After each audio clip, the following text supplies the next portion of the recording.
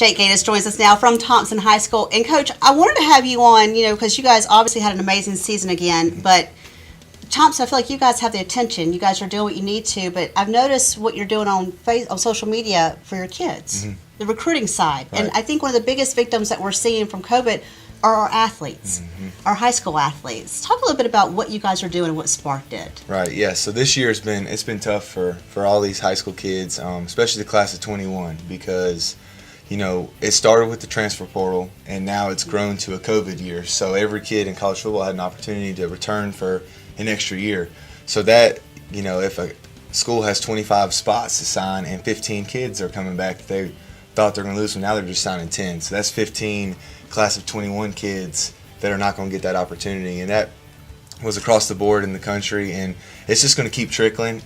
22 is feeling the effects, and it'll keep going down. Eventually, hopefully, the numbers will even back out, and they'll be able to keep sign classes like normal. But it's been tough. So for us, there was no camps last summer, so our kids didn't get to go. And a lot of coaches have questions about, can this kid move? Is his change of direction is good? What's his top end speed? Things like that.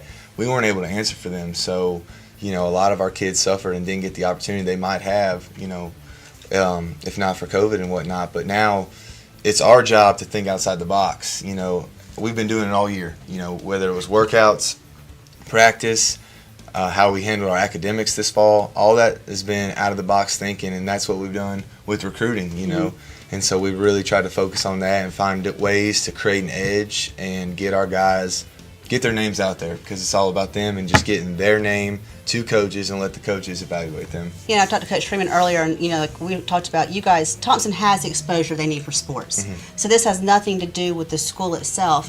It's about those athletes, and I know it's all the coaches are doing something. You guys have made these packets to send out. Yes. What are the packets? So back in December, we sent basically a questionnaire to our own players, and just from name all the way to huddle link, just everything in between. We don't want to give away everything, but we we got them filled out.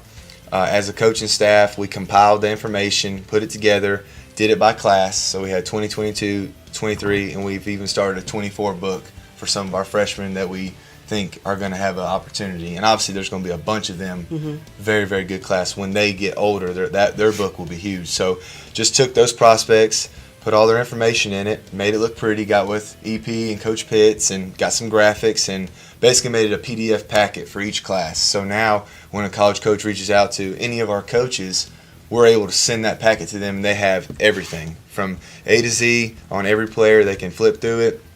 Don't want him, or he's going here, we can't get him, or just whatever they want to do. It's their decision. But what we're doing is giving our kids that chance to get their name in front of those coaches, and it's been good. It's something that kind of grew over the break, and then when we got back in January, because we're still in a dead period, right? And those coaches cannot come see us. They can't evaluate.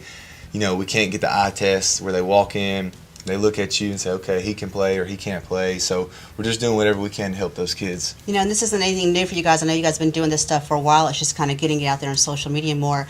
You were recruited in college, and so you know the pressures of that. But we were talking earlier, we're seeing these middle school kids post that they're being recruited or they're signing, but that's not the case. And that's right. Explain that a little bit.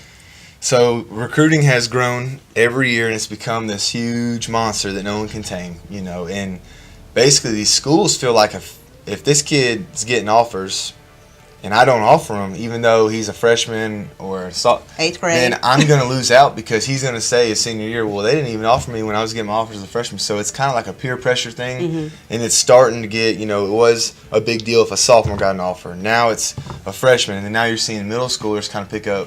But what I can say to that is, it's not an official offer until you get a sheet of paper from the school saying you have an offer, and those come September 1st of your senior year.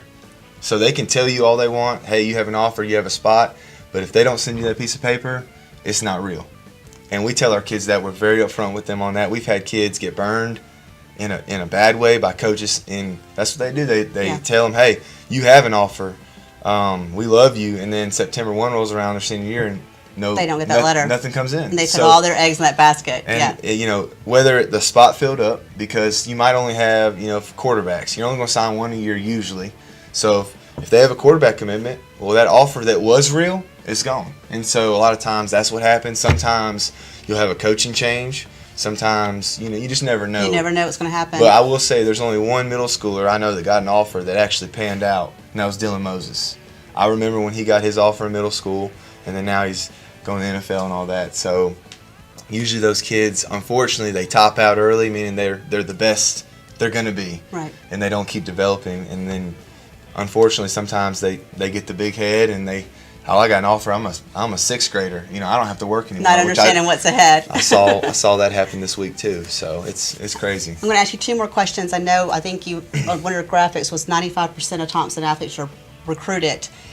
Is there anything wrong with them doing a preferred walk-on scholarship? No, not at all. Not scholarship, preferred walk-on player. Right, no. Preferred walk-on is, in my mind, from a former college player, a preferred walk-on, you're the same as a scholarship player except you're paying for tuition. Mm-hmm. And they're not. It's free and it's not for you. But you're treated the same. You have a locker. You get the gear. You get all the stuff they get. But being a preferred walk-on, you're guaranteed a roster spot for that fall camp. Now, you might not, rosters at 120 and they can only take 90 or 95 or 105 to camp, so you might not make the camp roster, but you're going to be on the official roster. So preferred walk-on, I think, is a great opportunity for a lot of kids, and we've had a lot of preferred walk-ons out of Thompson because you have to weigh your options. Do I see myself going to a really small school as a scholarship player and sticking it out, working hard, when the facilities might not be as good as Thompson, where you came from?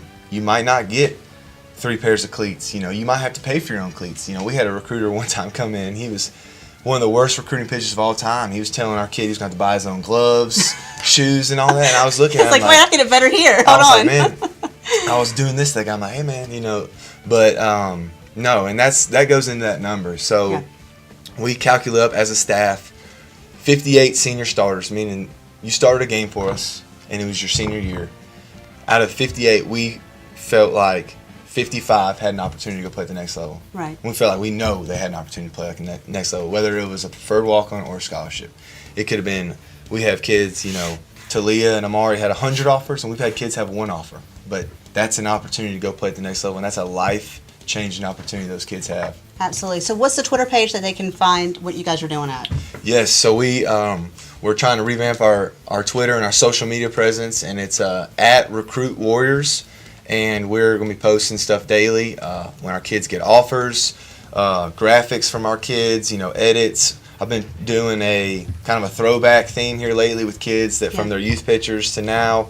We're going to do some blast from the past type stuff with our players that are out in college right now or even have graduated from college. And, we're really going to try to create that social media presence. But, again, it's for the kids.